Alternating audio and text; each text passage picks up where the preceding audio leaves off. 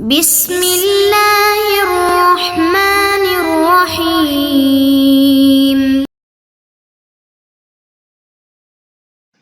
بسم اللہ الرحمن الرحیم والصلاة والسلام علی اشرف الانبیاء والمرسلین اما بعد۔ آج یہ سبق کی عبارت ہے ومن نکل لزمہ دعوى الآخر، أي إذا عرض اليمين أولا على المشتري فإن نكل لزمه دعوى البائع، فإن حلف يعرض اليمين على البائع، فإن حلف يفسخ البيع، وإن نكل لزمه دعوى المشتري. ثم علم أن الاختلاف إذا كان في الثمن فالتحالف قبل قبض المبيع موافق للقياس، لأن البائع يدعي زيادة الثمن والمشتري ينكرها، والمشتري يدعي وجوب تسليم المبيع بأقل الثمنين والبائع ينكره، فكل منهما مدع ومنكر فيتحالفان. وأما بعد قبض المبيع فمخالف للقياس، فإن المشتري لا يدعي شيئا لأن المبيع قد سلم له، والبائع يدعي زيادة الثمن والمشتري ينكرها. لكن التحالف هنا ثبت بقوله صلى الله عليه وسلم إذا اختلف المتبايعان والسلعة قائمة تحالفا وترادا، ولا تحالف في الأجل والشرط الخياري وقبض بعض الثمن وحلف المنكر، سواء اختلف في أصل الأجل أو في قدره، فقال المشتري الثمن مؤجل وأنكر البائع، أو قال المشتري الثمن مؤجل إلى سنة وقال البائع بل إلى نصف سنة، حلف منكر الزيادة، أو قال أحدهما البيع بشرط الخيار وأنكر الآخر، أو قال أحدهما لي الخيار إلى 3 أيام وقال الآخر بل إلى يومين، أو قال المشتري اديت بعض الثمن وأنكر البائع. ولا بعد هلاك المبيع وحلف المشتري، أي إن هلك المبيع ثم اختلف في قدر الثمن فلا تحالف عند أبي حنيفة وأبي يوسف رحمهما الله، والقول للمشتري مع يمينه. وعند محمد رحمه الله يتحالفان وينفسخ البيع على قيمة الهالك، لأن كل منهما يدعي عقدا ينكره الآخر فيتحالفان، ولهما أن التحالف بعد قبض المبيع على خلاف القياس فلا يتعدى إلى حال هلاك السلعة ولا بعد هلاك بعضه، إلا أن يرضى البائع بترك حصة الهالك، أي لا يأخذ من ثمن الهالك شيئا أصلا ويجعل الهالك كأن لم يكن، فكأن العقد لم يكن إلا على القائم فيتحالفان. هذا تخريج بعض المشايخ رحمهم الله. وينصرف الاستثناء عندهم إلى التحالف، فقالوا إن المراد بقوله في الجامع الصغير يأخذ الحي ولا شيء له إلا أن يأخذ من ثمن الهالك شيئا أصلا. وقال بعض المشايخ رحمهم الله يأخذ من ثمن الهالك بقدر ما أقر به المشتري ولا يأخذ الزيادة، فالاستثناء ينصرف إلى يمين المشتري لا إلى التحالف، يعني أنهما لا يتحالفان، ويكون القول قول المشتري مع يمينه، إلا أن يرضى البائع أن يأخذ الحي ولا يخاصمه في الهالك، فحينئذ لا يحلف المشتري، لأنه إنما يحلف إذا كان منكرا ما يدعيه البائع، فإذا أخذ البائع الحي صلحا عن جميع ما ادعاه على المشتري فلا حاجة إلى تحليف المشتري. یہ ہے آج کے ہمارے سبق کی عبارت۔ اس عبارت کا جو پہلا مسئلہ ہے وہ سابقہ تسلسل کی ہی ایک جزئی ہے۔ اس کا عنوان یہ ہے کہ اگر فریقین میں سے کوئی ایک قسم اٹھانے سے انکار کر دیتا ہے یا دونوں انکار کر دیتے ہیں تو اس کا کیا حکم ہوگا۔ فرماتے ہیں ومن نکلا، اور جس نے انکار کیا، لازمہ دعوی الآخری، دوسرے کا دعویٰ اس پر لازم ہو جائے گا۔ یعنی بائع انکار کرتا ہے تو مشتری کی بات سچی ثابت ہو جائے گی، اور اگر مشتری نے انکار کیا تو بائع کی بات سچ ثابت ہوگی اور اس کے حق میں فیصلہ کر دیا جائے گا۔ ای اذا عرض الیمین، کہ جب قاضی نے قسم وہ پیش کی اولا علی المشتری، مشتری پر، فإن نکلا، اگر مشتری انکار کر دیتا ہے، قسم نہیں اٹھاتا، لازمہ دعوی البائع، بائع کا جو دعویٰ ہے وہ اس پر لازم ہو جائے گا۔ فإن حلف يعرض اليمين على البائع، اور اگر وہ قسم اٹھا دیتا ہے تو پھر بائع پر قسم پیش کی جائے گی کہ تم قسم اٹھاؤ۔ فإن حلف يفسخ البيع، اگر تو وہ بھی قسم اٹھا لیتا ہے جیسے مشتری نے قسم اٹھائی ہے تو اس صورت کے اندر بے فسخ ہو جائے گی، وَإِنَّكَ لَا اگر بائع انکار کر دیتا ہے لَزِمَهُ دعوی المشتری تو مشتری کا دعویٰ اس پر لازم ہو جائے گا. یعنی دونوں میں سے جو بھی انکار کرتا ہے تو دوسرے کا دعویٰ اس پر لازم ہو جائے گا، سچ ثابت ہو جائے گا. اور اگر دونوں قسم اٹھا لیتے ہیں تو پھر بیع کو فسخ کر دیا جائے گا. اس کے بعد مصنف رحمہ اللہ نے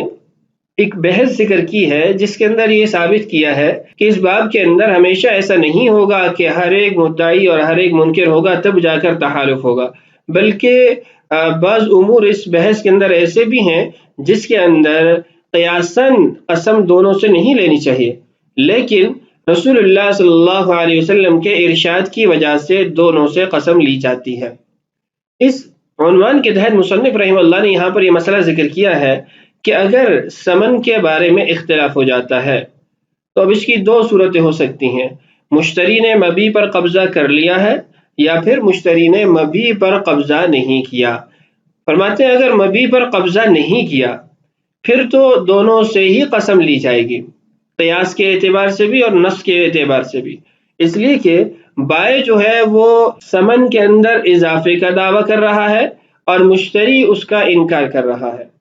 اور دوسری طرف سے مشتری جو ہے وہ تھوڑے ثمن پر مبیع حاصل کرنے کا دعویٰ کر رہا ہے کہ مجھے یہ استحقاق حاصل ہے کہ تھوڑے ثمن میں مجھے مبیع دیا جائے، اور بائع جو ہے وہ انکار کر رہا ہے. تو ایک ہی معاملے کے اندر اگر مبیع پر قبضہ نہیں ہوا، مشتری اور بائع مدعی بھی ہیں اور دونوں منکر بھی ہیں، تو جب دونوں منکر ہیں تو دونوں پر قسم آئے گی. ہاں اگر مبیع پر قبضہ کر لیا جائے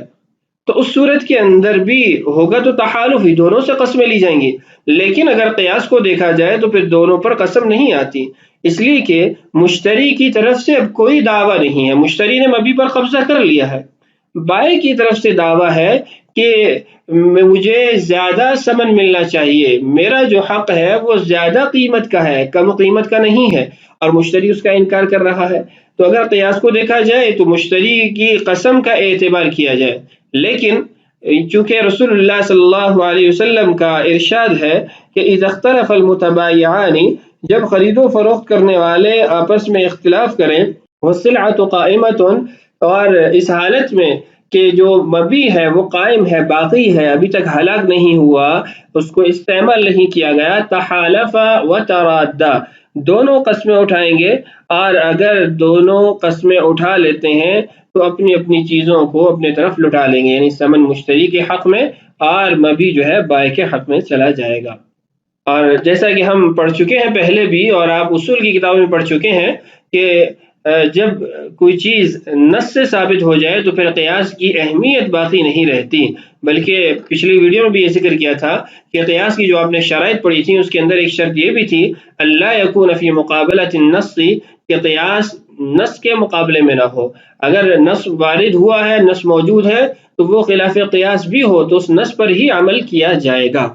یہاں ایک بات کی وضاحت کر دوں کہ مصنف رحمہ اللہ نے ثمن کے بارے میں جو اختلاف ہے اس کو تو ذکر کیا ہے، لیکن مبیع کے بارے میں اختلاف کا یہاں کوئی اشارہ نہیں کیا، نہ صراحتاً اس کو ذکر کیا ہے. حالانکہ مبیع کے بارے میں بھی یہی مسئلہ ہے. اگر مبیع کی مقدار میں اختلاف ہو جاتا ہے تو اگر تو ثمن کی ادائیگی سے پہلے ہے پھر تو وہ وفق القیاس ہے، قیاس کے مطابق ہے، لیکن اگر وہ ثمن کی ادائیگی ہو جانے کے بعد اختلاف ہوا تو اس صورت کے اندر وہاں پر بھی خلاف قیاس حدیث سے ہی اس کو ثابت کیا جائے گا کہ ہے تو خلاف قیاس، لیکن حدیث کی وجہ سے ہم یہاں پر اس تحالف کو ثابت کریں گے، دونوں سے قسمیں لیں گے. ہدایہ کی شرافت القدیر کے اندر دونوں صورتوں کو ذکر کیا گیا ہے. عبارت پڑھ کر ترجمہ کرتے ہیں. ثم علم، پھر آپ کو معلوم ہونا چاہیے، ان الاختلاف، کہ اختلاف اذا كان فی الثمن، جب ثمن کے بارے میں ہو، ثمن کی مقدار، ثمن کے وصف، ثمن کے جنس، یہ باتیں ہم پہلے پڑھ چکے ہیں. فالتحالف قبل قبض المبیع موافق للقیاس، تو اس صورت کے اندر اگر مبیع پر قبضہ سے پہلے قسمیں لی جا رہی ہیں وہ تو قیاس کے مطابق ہے. کیوں؟ لأن البائع يدعي زیادہ الثمن، بائع مدعی ہے اور اس کا دعویٰ یہ ہے کہ مجھے زیادہ قیمت ملنی چاہیے، زیادہ ثمن ملنا چاہیے. والمشتری ينکرها، اور مشتری منکر ہے. والمشتری يدعي وجوب تسلیم المبیع باقل الثمنین، اور اسی معاملے میں مدعی جو ہے وہ دعویٰ کر رہا ہے کہ اس کو مبی حوالے کیا جائے کم قیمت کے اندر، والبائع ينکرہ، اور بائع اس کا انکار کر رہا ہے۔ تو آپ دیکھیے کہ ایک ہی معاملے کے اندر بائع جو ہے وہ مدعی بھی ہے، مدعا علیہ بھی ہے، مدعی بھی ہے، منکر بھی ہے، اور مشتری بھی مدعی بھی ہے اور منکر بھی ہے، اور منکر سے قسم لی جاتی ہے، اور یہاں پر دونوں سے پھر قسم لی جائے گی۔ فَكُلٌّ مِّنْهُمَا مُدَّعٍ وَمُنْكِرٌ فَيَتَحَالَفَانِ، ان دونوں میں سے ہر ایک مدعی بھی ہے، منکر بھی ہے، تو اس لیے دونوں سے قسمیں لی جائیں گی۔ اما بعد قبض المبیع، اور مبیع کے قبضے کے بعد اگر اختلاف ہوتا ہے، فمخالف للقیاس، تو یہ خلاف قیاس ہے۔ کیوں؟ فإن المشتری لا يدعي شيئا، مشتری تو کسی چیز کا دعویٰ نہیں کر رہا، لأن المبيع قد سلم له، مبیع تو اس کے حوالے کر دیا گیا ہے، وہ تو مبیع حاصل کر چکا ہے۔ والبائع يدعي زیادۃ الثمن، ہاں بائع مدعی ہے کہ وہ اضافہ ثمن کا دعویٰ کر رہا ہے، والمشتری ينکرها، اور اس اضافے کا مشتری انکار کر رہا ہے۔ لیکن التحالف ها هنا ثبت بقوله صلی اللہ علیہ وسلم، فرماتے ہیں خلاف قیاس ثابت کرنے کی یا خلاف قیاس مسئلے پر عمل کرنے کی وجہ رسول اللہ صلی اللہ علیہ وسلم کا ارشاد ہے، اذا اختلف المتبايعان، جب خرید و فروخت کرنے والوں کا اختلاف ہو جائے، والسلعۃ قائمۃ، اور جو مبیع ہے وہ قائم ہے، باقی ہے، تحالفا وترادا، وہ دونوں قسمیں اٹھائیں گے، اور قسمیں اٹھانے کے بعد اپنی اپنی ملکیت کو لوٹا لیں گے، یعنی بائع کو مبیع مل جائے گا اور مشتری کو ثمن مل جائے گا۔ یہ تھا پہلا مسئلہ۔ اس کے بعد دوسرا مسئلہ یہ ہے کہ دونوں طرف سے تحالف اس وقت لیا جائے گا جب معقودین، یعنی معقود علیہ مبیع یا معقود بہ ثمن، ان میں اختلاف ہو جاتا ہے۔ اگر ان کے علاوہ اور امور کے اندر اور جو عقد کے اندر شرائط لگائی گئی ہیں ان کے اندر اختلاف ہو جاتا ہے، یا کسی بھی فرع میں کسی بھی جزئی میں اختلاف ہو جاتا ہے، تو اس کے اندر تحالف نہیں ہوگا، بلکہ ایک طرف سے بینہ اور دوسری طرف سے قسم ہوگی۔ فرماتے ہیں وَلَا تَحَالُفَ فِي الْأَجَلِ، مدت کے اندر اگر اختلاف ہو جاتا ہے، وشرط الخیاری، یا خیار شرط وغیرہ میں اختلاف ہو جاتا ہے، وقبض بعض الثمن، یا کچھ قیمت کے وصول کرنے میں اختلاف ہو جاتا ہے، تو پھر تحالف نہیں ہوگا۔ وحلف المنکر، بلکہ جو انکار کرنے والا ہوگا اس سے قسم لی جائے گی۔ یہ اجل، شرط خیار اور قبض بعض الثمنین، یہ جو صورتیں ہیں دو طرح کا اختلاف ہو سکتا ہے۔ اجل یعنی مدت، ادھار کی مدت کیا ہے؟ ایک تو اس میں اختلاف ہو سکتا ہے کہ یہ ادھار بیچا ہے یا نہیں بیچا، ادھار خریدا ہے یا نہیں خریدا۔ دوسرا یہ کہ ادھار خریدا ہے تو کب تک، کتنی مدت ہے، مدت میں اختلاف ہو جاتا ہے، کوئی کہہ رہا ہے ایک کہہ رہا ہے 2 ماہ اور دوسرا کہہ رہا ہے 4 ماہ۔ اور ایسے ہی شرط خیار ہے کہ اصل شرط خیار کہ شرط خیار تھا یا نہیں تھا، یا پھر اگر یہ تو متفق ہے کہ شرط خیار تھا لیکن ایام میں اختلاف ہو جاتا ہے، ایک کہہ رہے 2 دن اور دوسرا کہہ رہے 3 دن۔ فرماتے ہیں سواء، برابر ہے، اختلافا فی اصل الاجلی، کہ اصل اجل کے اندر دونوں کا اختلاف ہو جائے، او فی قدرہ، یا اس کی مقدار میں، دنوں میں اختلاف ہو جائے۔ فقال المشتری، مثلا مشتری نے کہا الثمن مؤجل، یہ قیمت تو بعد میں ادا کی جائے گی۔ وانکر البائع، اور بائع انکار کرتا کہ نہیں ہمارا معاملہ ہوا تھا کہ حالاً ادا کی جائے گی۔ او قال المشتری، یا دوسری صورت یہ ہوگی کہ مشتری کہے، خریدار کہے الثمن مؤجل الی سنۃ، قیمت جو ہے وہ 1 سال کی مہلت دی گئی ہے، 1 سال ادھار پر یہ چیز خریدی گئی ہے۔ وقال بائع، اور بائع کہتا ہے بل الی نصف سنۃ،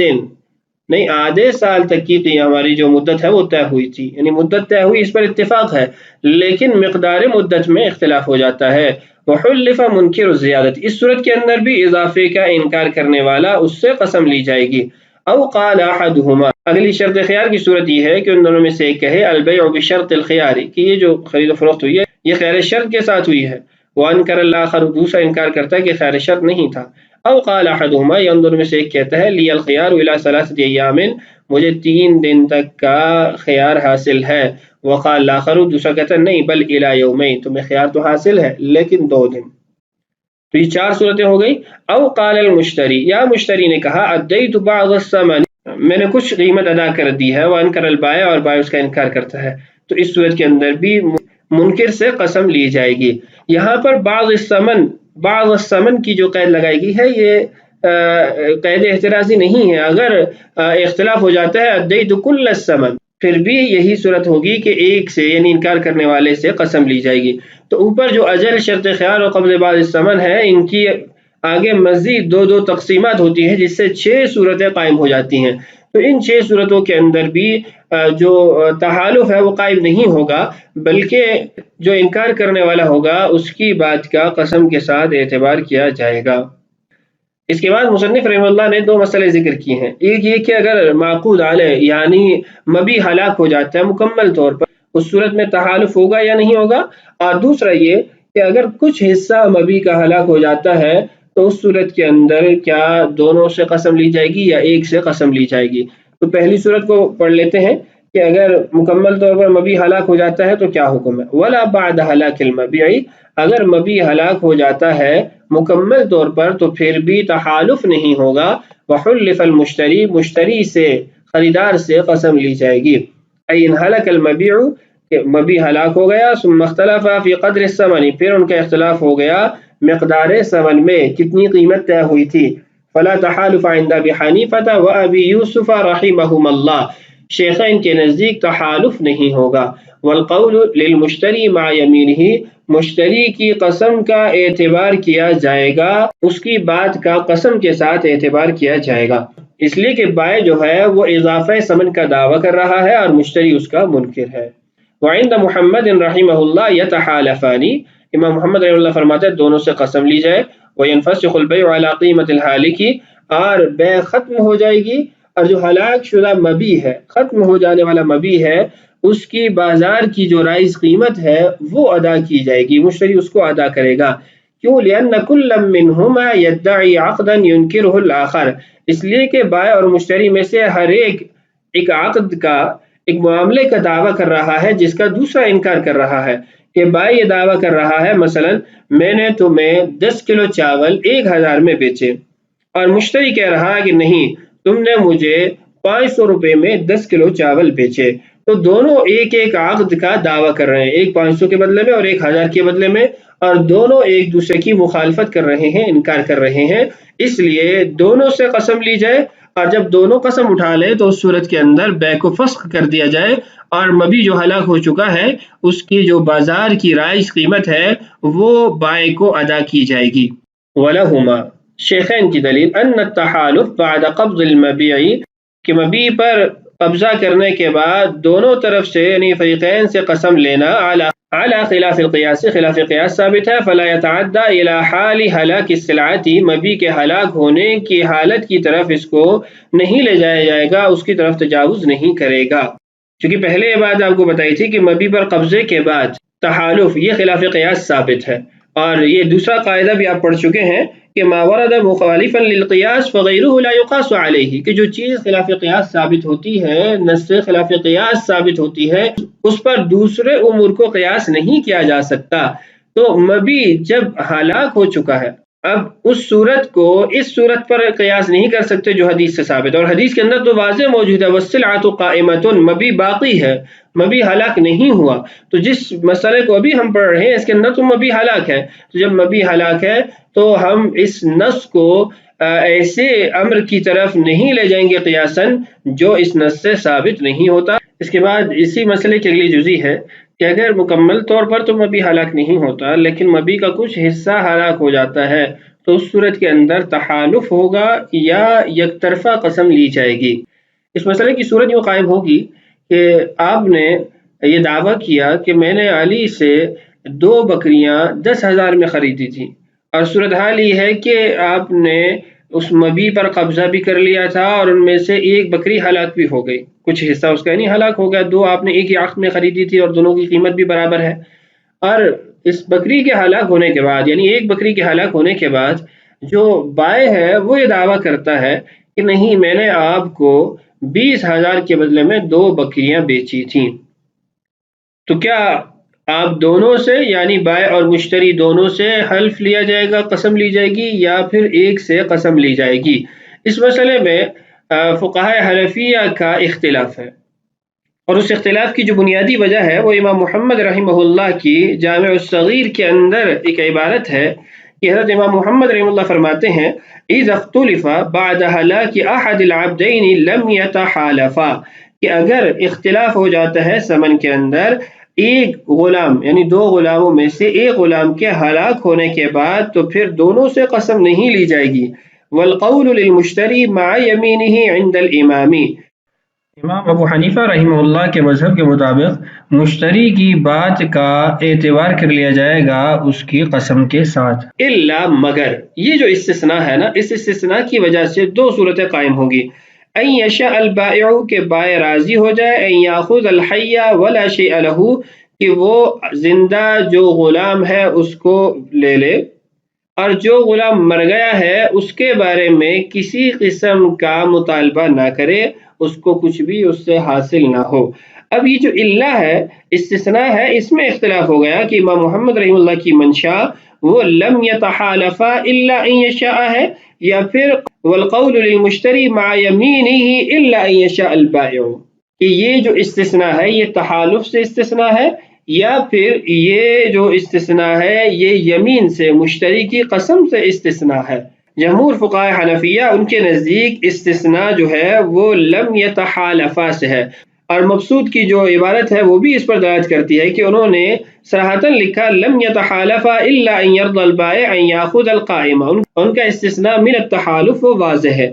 جبکہ بعض فقہا نے، بعض مشائخ نے استثناء جو ہے وہ قسم سے لیا ہے کہ مشتری سے قسم نہیں لی جائے گی۔ ہاں، مشتری سے قسم اس صورت میں لی جائے گی جس صورت کے اندر جو بائع ہے وہ اپنا بقیہ حصہ لے رہا ہے، اور جو ختم ہو گیا، ہلاک ہو گیا، اس کے بارے میں کسی قسم کا مطالبہ نہیں کر رہا۔ عبارت پڑھتے ہیں، عبارت سے انشاءاللہ مسئلے کی مکمل وضاحت ہو جائے گی۔ فرماتے ہیں ولا بعد ہلاکہ،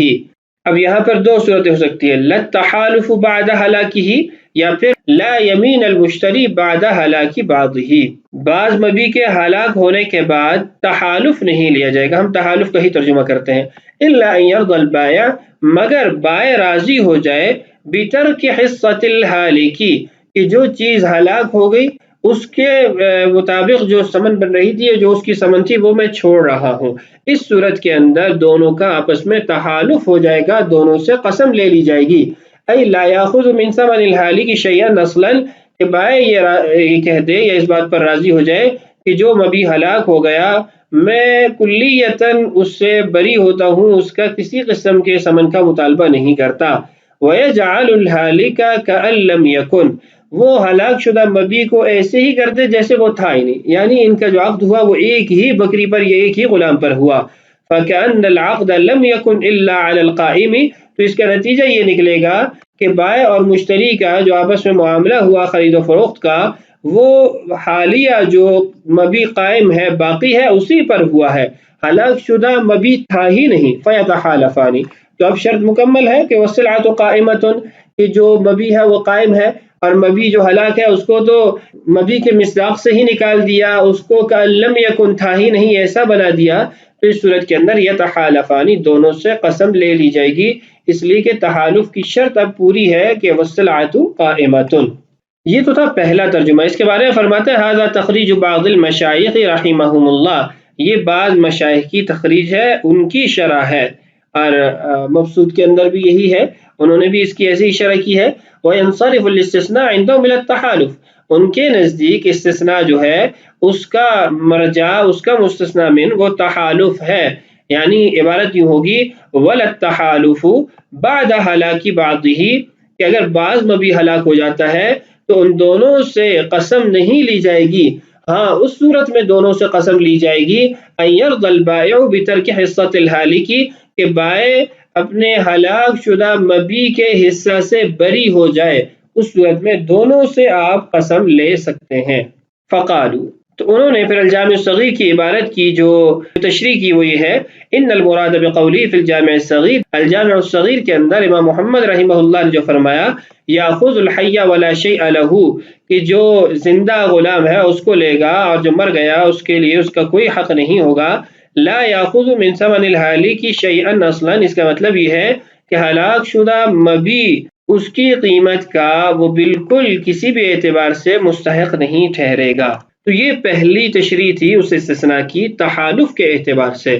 دوسرا آپ سے پہلے عرض کیا کہ جو مستثنی منہ ہے بعض مشائخ اس یمین کو قرار دیتے ہیں، اس کی وضاحت دیکھیے، وقال بعض المشائخ، بعض مشائخ نے فرمایا ہے، یہ مشائخ بلخ ہیں، یاخذ من ثمن الحالک بقدر ما اقر به المشتری، کہ جو ہلاک ہوا ہے مبی اس کی مشتری کے اقرار کے مطابق جتنی مقدار بنتی ہے وہ لے لی جائے، ولا یاخذ الزیادۃ، اور اضافہ نہیں لے گا۔ مطلب یہ ہے کہ مشتری جب کہہ رہا ہے کہ 10,000 میں نے آپ سے 2 بکریاں لی ہیں، اور بائی کہہ رہا ہے میں نے 20,000 میں 2 بکریاں بیچی ہیں، اب اگر مشتری کے بیان کو دیکھا جائے تو اس کے اعتبار سے ایک بکری کی قیمت 5,000 ہے، تو 5,000 کا تو مشتری خود اقرار کر رہا ہے کہ مجھ پر لازم ہو گئے ہیں، تو جتنے کا وہ اقرار کر رہا ہے اتنا تو اس سے لے لیا جائے، ولا یاخذ الزیادہ، جو 5,000 باقی ہیں، یعنی جس کا دعویٰ بائع تو کر رہا ہے مشتری نہیں کر رہا، وہ اضافہ وہ وصول نہیں کر سکتا۔ فالاستثناء ينصرف الى يمين المشتری لا الى التحالف، ان کے نزدیک جو مستثنا منہ ہے وہ مشتری کی قسم ہے، تحالف یعنی دو طرفہ قسم نہیں ہے۔ یہ عبارت پہلے بھی آپ کو سنائی تھی، والقول للمشتری مع يمينه عند الامام الا ان يشاء البائع ان ياخذ الحية، تو ان کے نزدیک یہ اصل عبارت ہے، استثناء اس سے ہے، لم يتحالفا سے استثناء نہیں ہے، وہ بات وہیں پر مکمل ہو جاتی ہے، یعنی مطلب یہ ہے انہما لا يتحالفان، کہ وہ دونوں قسم نہیں اٹھائیں گے، بلکہ ويكون القول قول المشتری مع يمينه، خریدار کی بات کا قسم کے ساتھ اعتبار کیا جائے گا، ہاں الا يرضى البائع، اگر بائع راضی ہو جاتا ہے، ان ياخذ الحية، کہ وہ زندہ غلام کو لے لے، ولا يخاصمه في الهالك، اور جو ہلاک ہو گیا ہے مبی اس کے بارے میں اس سے مخاصمت نہ کرے، فحينئذ لا يحلف المشتری، تو اس صورت کے اندر تو مشتری سے قسم لینے کی ضرورت ہی نہیں ہے، یعنی قسم تو تب لیں گے جب وہ راضی نہیں ہو رہا، جب وہ راضی ہے تو پھر قسم بھی نہیں لیں گے، لأنه انما يحلف اذا كان منکرا، اس لیے کہ اس سے تب قسم لی جائے جب وہ منکر ہو، ما يدعي البائع، جس کا بائع دعویٰ کر رہا ہے، فاذا اخذ البائع الحي صلحا، جب بائع نے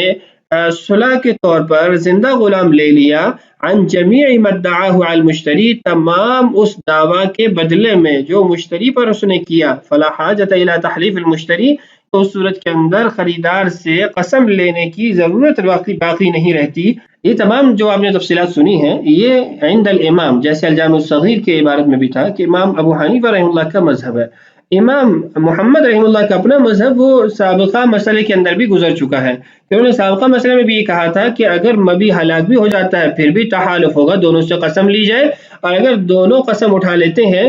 مکمل طور پر ہلاک شدہ مبی کی جو قیمت بازار کے اندر اس وقت رائج تھی وہ اس سے لے لی جائے گی۔ یہاں پر بھی ان کا وہی مذہب ہے، فرماتے ہیں کہ دونوں طرف سے قسم لی جائے، جو باقی ہے وہ تو واپس ہو جائے گا، اور جو ہلاک ہو چکا ہے اس کی بازار کی قیمت ادا کی جائے گی۔